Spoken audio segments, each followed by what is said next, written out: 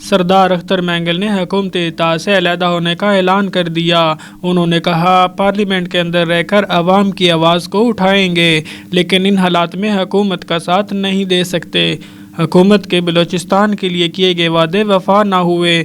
बार बार तवज्जो दिलाने के बाद भी हुकूमत ने बलूचिस्तान को महरूम रखा।